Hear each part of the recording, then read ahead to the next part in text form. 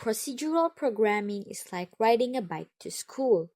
Of course, you'll get there, but it is slow and every paddle feels like a struggle after a few minutes. Now, imagine switching to a race car. Suddenly, you're zooming to school. It feels like you teleported. This is how to learn object-oriented programming so fast, Lightning McQueen would say. Ka-CHOW! Let me give you a scenario.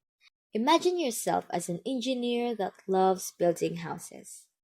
When you make a house, you first create a blueprint, a plan that shows what a house looks like. That blueprint is what we call a class in OOP, and the houses built from that blueprint are what we call the objects. Each house follows the same structure. They all have doors, windows, and rooms, but each can be painted differently or have different furniture. That's just like in OOP. One class can create many objects with different details. You're not rewriting the entire process each time.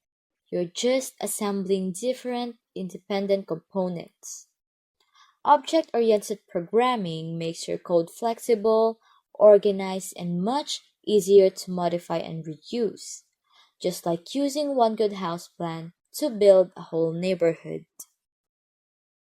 Now let's cover the two main programming approaches, procedural programming and object-oriented programming. Procedural programming follows a step-by-step or line-by-line process like following a recipe exactly as written. Object-oriented programming, on the other hand, models programs after real-world objects and classes. Because of this, OOP is often preferred because it follows two key principles. Keep it short and simple, and don't repeat yourself. To better understand and visualize the comparison of the two, let us open our IDEs. This is what procedural programming code usually looks like. It should work with the right logic execution, but the source code might feel linear, repetitive, and even function heavy. Now, here's the object-oriented programming version. It is reusable, flexible, and cleaner because it organizes codes into classes. If we run both codes, we'll get the same output, but OOP does it smarter, cleaner, and better. The easiest way to understand encapsulation is when you use softwares. There are a lot of tools and features it offers you, but you can't really see all of it, especially if there are sensitive attributes or functions that are meant to be hidden. On the other hand, developers of a software or admins have more access to their program because they have the permission to utilize these hidden features. That's why we encapsulate values or methods, to protect the attributes and methods from being accessed by others without permissions, not only for privacy, but it also hides the complexity of a program because they can't see everything.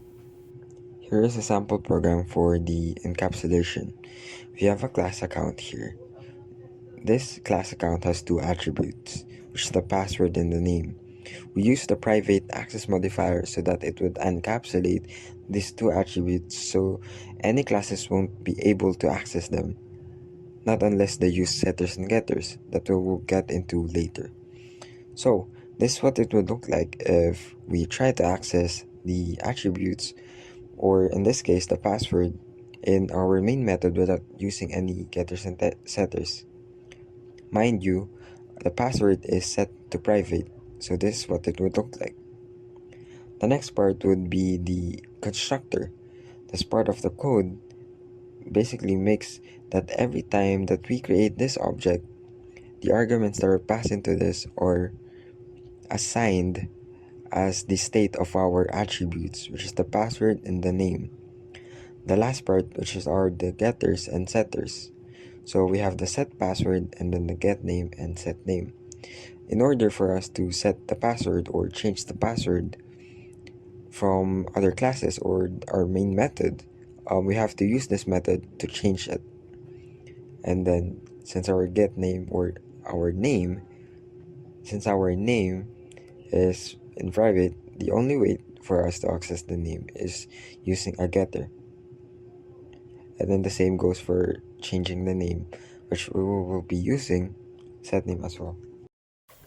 Now let's move on to inheritance, using the same analogy with softwares. This time, what if the software we are using has a lot of versions, but they all have the same features from the base version? What do? We copy or inherit the base version and add the new features to create new versions that are based from the original version as well. In the free version of Spotify, we can listen, search, and like a song. But the premium version has more features, like listening offline, downloading offline, and much more. There are more premium versions as well, such as Duo, Student, Family, and Audiobook Access, but they all share the base version of the app with added features. In this sample code, I will show you how to apply basic inheritance using the extends keyword. As you guys can see, we have the class Spotify free. This is the base version of the app, which allows us to play and search for music. On the premium version, we can also do these things. All we need to do is copy these functions to the premium versions. Using the extends keyword, the premium class inherits all of the functions and attributes of the base version, which is the Spotify free. Then we add the new features of the premium version, which are the download music offline and ad free. This also applies to other versions of the Spotify Premium, which is the Spotify Family, Spotify Students, and lastly for the Spotify Hulu with Premium Student. The last discussion for this video is polymorphism, and I'll be changing the situation on this one a little closer to us. There are a lot of languages we humans speak. Let's say a Chinese person speaking his native language. It will be different to someone who lives in the Philippines, but he can still speak his native language, which is Filipino. Same action, but when you compare them to each other, they're not the same. There is something unique to them, which is their native language. Polymorphism is like this. The action is the same, but there is something that sets them apart from each other. In programming, there are a lot of methods with the same name, but the implementation is different, just like this one. So, in this class named human, you can see two methods that share the same name, speak. At first glance, it might look like a duplicate, but in Java, methods are identified not just by their name, but by their method signature as well. A method signature is made up of method name and its parameter list, meaning the number of parameters, their data types, and the order in which they appear. In this example, the first speak method has an integer parameter, while the second one has a boolean parameter. Because of their parameter types are different, their signatures are also unique, so Java can tell them apart even if they have the same name. That's how the compiler knows which version of speak to call, depending on what kind of argument we pass in. Just remember, it is totally okay to start with procedural programming. We've all been there. It is simple, it works, and gets the job done. But if you really want to level up and write cleaner, faster, and more powerful code, OOP is the way. Start small, absorb the concepts, keep practicing, and before you know it, you'll code like Lightning McQueen through the help of OOP. Ka-CHOW!